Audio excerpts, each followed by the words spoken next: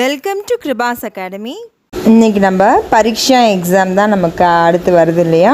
So பரீட்சா எக்ஸாமில் first sheet எப்படி students fill பண்ணணும் அப்படின்னு சொல்லி இது ஒரு இன்ஸ்ட்ரக்ஷன்ஸ் தான் உங்களுக்கு. ஸோ ஃபஸ்ட்டு ஷீட்டில் நீங்கள் என்னென்னலாம் ஃபஸ்ட்டு ஷீட் பாருங்கள், இப்படி தான் இருக்கும் உங்கள் எக்ஸாம் பேப்பரில். ஸோ இதுதான் ஃபஸ்ட்டு ஷீட் இப்படி தான் இருக்கும். ஸோ இதில் நீங்கள் எதெல்லாம் நீங்கள் ஃபில் பண்ணணும் அப்படின்னு சொல்லிட்டு நான் சொல்கிறேன். ஏன்னா பரீட்சா எக்ஸாம் எழுதுறது எல்லாமே மேக்ஸிமம் பார்த்திங்கன்னா சின்ன குழந்தைங்க தான் எழுதுறீங்க. ஸோ அதுக்கு தான் சொல்கிறேன். ஸோ இந்த வீடியோ ஃபுல்லாக பார்த்தீங்க அப்படின்னா ஃபஸ்ட்டு ஷீட்டு ஃபுல்லாக எப்படி ஃபில் பண்ணணும், அப்புறம் பரீட்சா எக்ஸாம் எழுதுகிற குழந்தைங்களுக்கான டிப்ஸுமே நான் சொல்லியிருக்கேன். ஃபுல்லாக பாருங்கள், வாங்க பார்ப்போம்.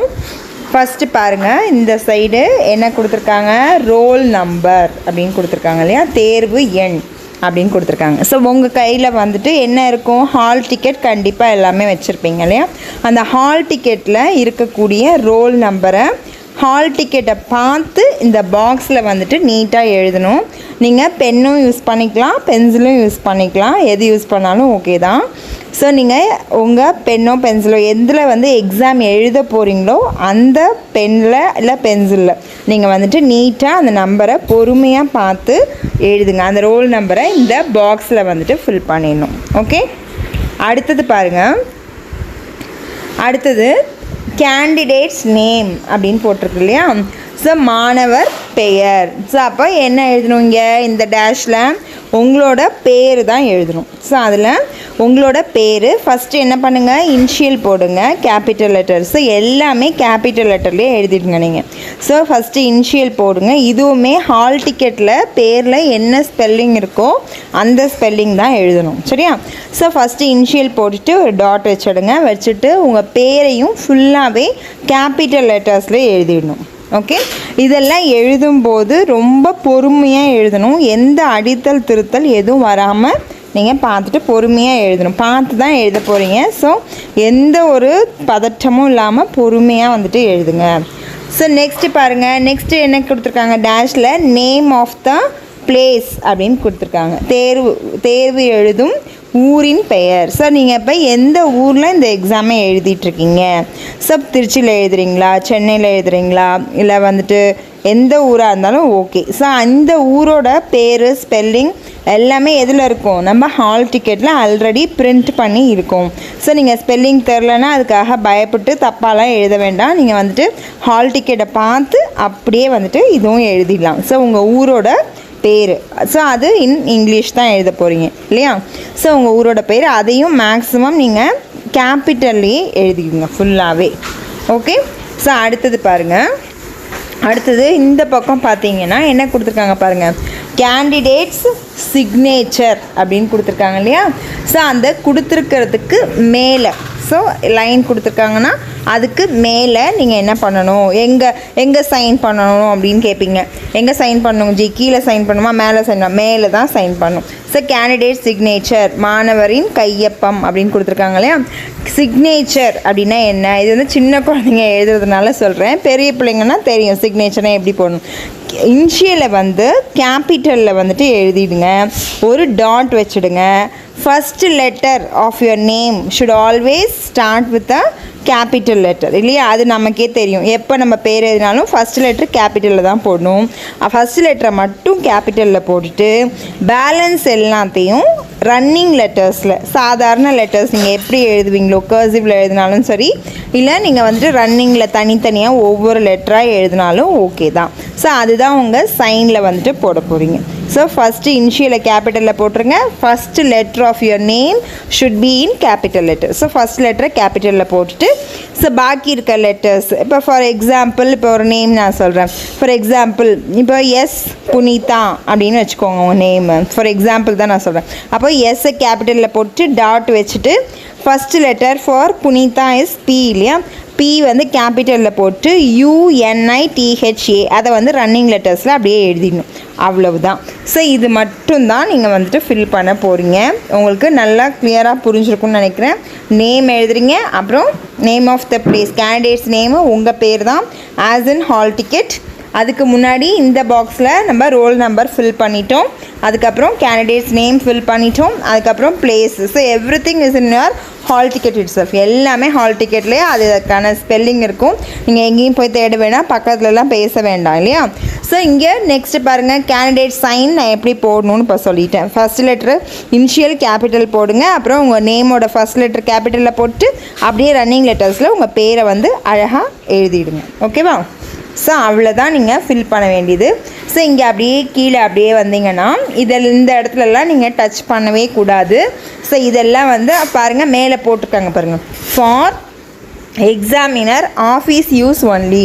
ஸோ இதிலெல்லாம் வந்து எத்தவங்க திருத்தக்கூடிய அந்த ஜி தான் வந்துட்டு அங்கே வந்துட்டு பண்ணுவாங்க, அவங்களோட பார்ட் இது. ஸோ இதிலெல்லாம் நீங்கள் எதுவுமே ஃபில் பண்ணக்கூடாது.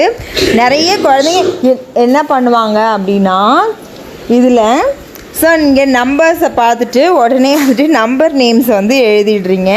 ஸோ இந்த மிஸ்டேக்ஸ்லாம் ஆல்ரெடி நடந்திருக்கு, அதனால் நான் சொல்கிறேன், அதெல்லாம் எதுவுமே எழுதக்கூடாது. ஸோ இந்த பாக்ஸ் எல்லாம் உங்களுக்கு கிடையாது. இங்கெல்லாம் உங்களோட மார்க்ஸ் வந்து போட போகிறாங்க, அது வந்து திருத்துறவங்க தான் போடுவாங்க. ஸோ இங்கெல்லாம் எதுவுமே இந்த பாக்ஸ் வரைக்கும் எதுவுமே டச் பண்ணக்கூடாது.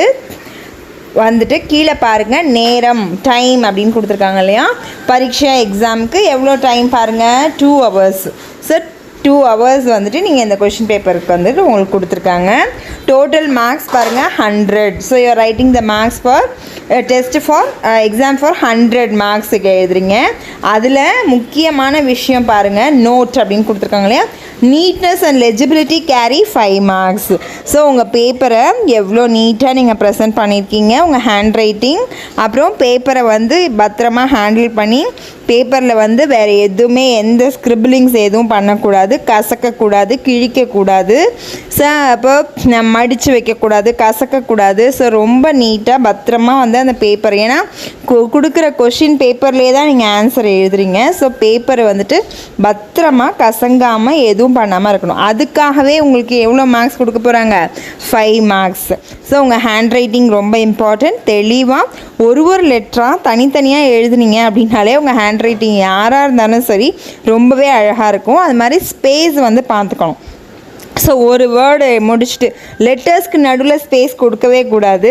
ஒரு வேர்டு எழுதிட்டு அடுத்த வேர்டு எழுதும்போது கொஞ்சம் ஸ்பேஸு, அதுக்கப்புறம் கொஞ்சம் ஸ்பேஸு. ஸோ எழுத்து வந்து எனக்கு கர்சிவ்லாம் தெரியாது மேம் அப்படிலாம் சொன்னால் கூட பரவாயில்ல, தனித்தனியாக நீங்கள் எழுதுங்க. லெட்டர்ஸை அடித்தல் திருத்தல் எதுவுமே இருக்கக்கூடாது. எழுதுறதுக்கு முன்னாடி ஒரு தடவை ஆன்சரை ரீகால் பண்ணிக்கிட்டு நீங்கள் எழுதுனீங்கன்னா உங்கள் பேப்பர் ரொம்ப நீட்டாக இருக்கும். அந்த 5 marks நீங்கள் வந்துட்டு என்ன பண்ணலாம், ஈஸியாக வாங்கிடலாம். வேறு எதுவும் ஸ்கிரிபிள் பண்ணாதீங்க, வேறு எதுவுமே எழுதாதீங்க, வேறு எந்த இடத்துலையும் எதுவுமே எழுதக்கூடாது. வாட்டர் பாட்டில் பக்கத்தில் வச்சுருந்தீங்கன்னா ரொம்ப கேர்ஃபுல்லாக பார்த்துக்கணும், தண்ணி கொட்டக்கூடாது. இங்க் பென்லாம் எடுத்துகிட்டு போக வேண்டாம். Ballpoint pen, it is very safe to use ballpoint pen. So அந்த பால் பாயிண்ட் பென் யூஸ் பண்ணுங்கள், அதுலேயும் எதுவும் லீக்கேஜ்லாம் இல்லாமல் பார்த்துக்கோங்க. எக்ஸாமுக்கு போகிறதுக்கு முன்னாடி கையெல்லாம் நல்லா நீட்டாக வாஷ் பண்ணிக்கோங்க. கையில் அது மாதிரி உங்கள் கர்ச்சிஃப், உங்கள் டிஷ்யூ எது வச்சுருந்தீங்கனாலும் அதிலெல்லாம் எதுவுமே இல்லாமல் நீட்டாக வந்து பார்த்துக்கோங்க. ஸோ இதெல்லாம் பார்த்துக்கிட்டிங்கனாலே இந்த நீட்னஸ் அண்ட் லெஜிபிலிட்டி, ஸோ இதுக்கான 5 marks உங்களுக்கு ஃபுல்லாகவே கிடச்சிடும். ஓகேவா. ஸோ இப்போது நெக்ஸ்ட்டு பாருங்கள், ஃபஸ்ட்டு ரோமன் வந்து இந்த ஷீட்லேயே இருக்குது நமக்கு. ஸோ நிறைய பேர் என்ன பண்ணுவாங்கன்னா இந்த ரோமனை வந்துட்டு விட்டுட்டு மறந்துடுறாங்க.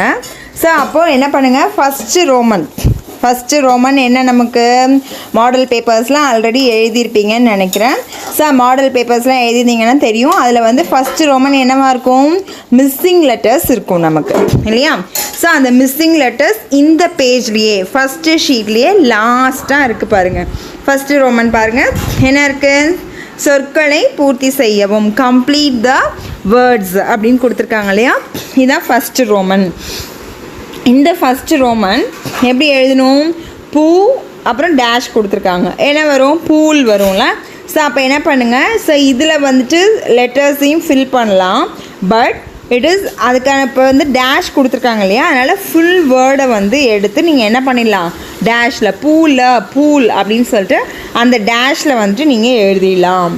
ஸோ செகண்ட் பாருங்கள், ஸோ இது யோசிக்கும்போது அந்த வேர்டை வந்து யோசிச்சுட்டு அப்புறமா வந்துட்டு நீங்கள் எழுதணும். ஸோ நெக்ஸ்ட் என்னது க கொடுத்துருக்காங்க, டேஷ் இருக்குது, ம இருக்குது. என்ன வேர்டு வரும்? கலம் அப்படின்னு வரும் இல்லையா? க ல ம அப்படின்னு சொல்லிட்டு ஃபுல்லாக எழுதுங்க. ஹிந்தியில் மெயினாக என்னது, every letter should be written below the line. அந்த ரூல் நமக்கு தெரியும், நீங்கள் படிச்சிருந்தீங்கன்னா உங்கள் ஜி சொல்லி கொடுத்துருப்பாங்க இல்லையா? ஸோ அப்போது எல்லா லெட்டர்ஸுமே எந்த ஹிந்தி ஸ்கிரிப்டே எப்படி தான் நம்ம எழுதுகிறோம், it is written below the line. So அந்த லைனுக்கு கீழே தான் நம்ம லெட்டர்ஸ் எல்லாமே எழுதணும், ஹேங் பண்ணுற மாதிரி. தேர்டு பாருங்கள், டேஷ் கொடுத்து ர கொடுத்துருக்காங்க இல்லையா? ஸோ இதுக்கு 2 மிஸ்ஸிங் லெட்டர்ஸ் வந்துட்டு நமக்கு இருக்குது. கரும் எழுதலாம், இன்னொன்று என்ன எழுதலாம், மோர் எழுதலாம் இல்லையா? ஸோ ரெண்டுமே நீங்கள் எழுதலாம். எது எழுதினாலும் கரெக்டு தான். உங்களுக்கு அந்த டைமுக்கு எது ஞாபகம் வருதோ நீங்கள் வந்துட்டு அதை எழுதுங்க. கர் எழுதலாம், மோர் எழுதலாம். ஸோ எல்லாமே ஃபுல் வேர்டாக நீங்கள் எழுதிடுங்க. ஃபோர்த்து பாருங்கள், கு தா இருக்குது, குத்தா. ஸோ குத்தா அப்படிங்கிற வேர்டை ஃபுல்லாக எழுதுங்க. ஃபிஃப்த்து பாருங்கள், என்ன இருக்குது, ஜா இருக்குது, அப்புறம் டேஷ் இருக்குது, வர் இருக்குது, ர இருக்குது, ஜான்வர். ஸோ அதை ஃபுல்லாக எடுத்துகிட்டு இங்கே எழுதுங்க. ஸோ இந்த மாதிரி தான் நீங்கள் வந்துட்டு ஒவ்வொரு ரோமனாக எழுதிட்டு வரணும். டைமுக்குள்ளே கம்ப்ளீட் பண்ணணும். பரீட்சா எக்ஸாம் கம்ப்ளீட் பண்ணுறது ஒரு பெரிய விஷயமே இல்லை. நீங்கள் 2 hours தேவையில்லை, ரொம்ப ஈஸியாக கம்ப்ளீட் பண்ணிடலாம். ஸோ ரொம்ப ஈஸியாக தான் இருக்கும். ஸோ தெளிவாக ரொம்ப வந்துட்டு பதற்றமாக அவசரமாகலாம் எழுதுறது தேவையில்லை. ஸோ நிறைய டைம் இருக்குது. ரொம்ப வந்து ஒரு காமான மைண்ட் செட்டில் அழகாக நீட்டாக பொறுமையாக எழுதலாம். எரேசர் யூஸ் பண்ணுறத மேக்ஸிமம் தவிர்த்துக்கோங்க. ஸோ இன்கேஸ் ஏதாவது நீங்கள் மிஸ்டேக்காக எழுதிட்டீங்க அப்படின்னு சொன்னால் ஜஸ்ட் பென்சிலில் ஒரு ஸ்ட்ரைக் அவுட் மட்டும் லைட்டாக பண்ணிவிட்டு பக்கத்துலேயே வந்துட்டு என்ன பண்ணலாம், அந்த ஆன்சர்ஸை நீங்கள் எழுதிடலாம். இன்னொன்று சாய்ஸ் பார்த்தீங்கன்னா போயம் பொறுத்த வரைக்கும், இப்போ போயம் படிச்சிருப்பீங்க இல்லையா, ஊன்ட்டு செல்லா படிச்சிருப்பீங்க, மோர் படிச்சிருப்பீங்க, அப்புறம் மச்லி சே சீக்கோ படிச்சிருப்பீங்க. ஸோ நிறைய போயம்ஸ் படிச்சிருப்பீங்க. ஸோ அந்த போயம்ஸில் 2 கொடுத்துருப்பாங்க, நீங்கள் 1 தான் எழுதணும். 2ம் எனக்கு தெரியும் ஜி, 2மே நான் எழுதுகிறேன் அப்படின்னா எழுதக்கூடாது. ஸோ பார்க்கும்போது அதையும் வந்து நீங்கள் கான்ஷியஸாக என்ன பண்ணணும், எது நல்லா தெரியுமோ, எது உங்களுக்கு ரொம்ப பிடிக்குமோ அந்த ஒரு போயமை செலக்ட் பண்ணி நீங்கள் எழுதணும். ஓவர் சாய்ஸ் பண்ணக்கூடாது. வேறு எந்த இடத்துலையும் நீங்கள் எதுவுமே எழுதக்கூடாது. ஓகேவா? பேப்பரோட நீட்னஸ் ரொம்ப ரொம்ப ரொம்ப முக்கியம். It carries marks, it creates an impression. உங்கள் பேப்பரை பார்க்கும்போதே வந்துட்டு இப்போ நீங்கள் உங்களை வந்து யாருன்னு தெரியாது இல்லையா, திருத்துறவங்களுக்கு வேறு யாரோ திருத்த போகிறாங்க. ஸோ அப்போ உங்கள் பேப்பர் தான் வந்துட்டு உங்களோட இம்ப்ரெஷனை க்ரியேட் பண்ணும். ஸோ அதனால் அந்த இம்ப்ரெஷன் நீங்கள் நல்ல இம்ப்ரெஷன், திருத்துறவங்களுக்கு நல்ல இம்ப்ரெஷன் கொண்டு வரணும்னா உங்கள் பேப்பரில் தான் நீங்கள் காமிக்கணும். ஓகேவா? அன்னெசரியாக எதுவுமே எழுதக்கூடாது. சரியா? ஸோ இப்படி நீங்கள் எழுதுனீங்க அப்படின்னா பரீட்சா எக்ஸாம் ரொம்ப ஈஸியாக ஃபுல் மார்க்ஸ் வாங்குறதுக்கான சான்சஸ் நிறைய இருக்குது. ஸோ எல்லாருமே ஃபுல் மார்க்ஸ் வாங்குறதுக்கு ட்ரை பண்ணுங்கள். ஸோ நல்லா படிங்க. ஸோ கிருபாஸ் அகாடமியில் பரீட்சாக்கான பிளேலிஸ்ட் இருக்குது. ஸோ அதில் ஒவ்வொரு ரோமன் வைஸ் ரிவிஷன் இருக்குது. ஸோ அதை நீங்கள் யூஸ் பண்ணிக்கோங்க படிக்கிறதுக்கு. படித்ததை தெளிவாக படிங்க, மீனிங் புரிஞ்சு படிங்க. மீனிங் தெரியாமல் படிக்காதீங்க. மீனிங் தெரியாமல் படிச்சிங்கன்னா நெக்ஸ்ட் எக்ஸாமுக்கெல்லாம் உங்களுக்கு அது யூஸ் ஆகாது. மீனிங் தெரியாமல் படித்து பிரயோஜனமே இல்லை. மீனிங் தெரியலன்னா தெரிஞ்சவங்கக்கிட்ட நல்லா கேளுங்க. உங்கள் ஜிஏ நல்லா வந்துட்டு கேட்டுட்டு எல்லாத்துக்குமே மீனிங் தெரியணும். ஸோ கொஷின் பேப்பரில் எந்த வேர்ட் கொடுத்துருந்தாலும் you should know, because it is an other language. So other லாங்குவேஜாக இருக்கிறதுனால எல்லாத்தையுமே நீங்கள் தெரிஞ்சுக்கிட்டு உங்கள் எக்ஸாமை எழுதுங்க. நல்லா எழுதுங்க. Best of luck. ஸோ பயப்பட வேண்டாம். ஸோ ரொம்ப ஈஸியாக தான் இருக்கும் எக்ஸாம். ரொம்ப ஈஸியாக சூப்பராக நம்ம வந்துட்டு ஃபுல் மார்க்ஸ் வாங்கிடலாம். ஸோ நல்லா எழுதுங்க. இன்னும் உங்களுக்கு வேறு ஏதாவது ஹெல்ப், பரீட்சா எக்ஸாம் சம்மந்தமாக வேறு எதுவும் உங்களுக்கு வீடியோஸ் வேணும் அப்படின்னு சொன்னால் கமெண்ட்ஸில் சொல்லுங்கள், கண்டிப்பாக நான் கொடுக்குறேன். So Kirubha's Academy is always there for you to make you succeed and acquire a deep knowledge. Thank you. Have a good day and stay safe.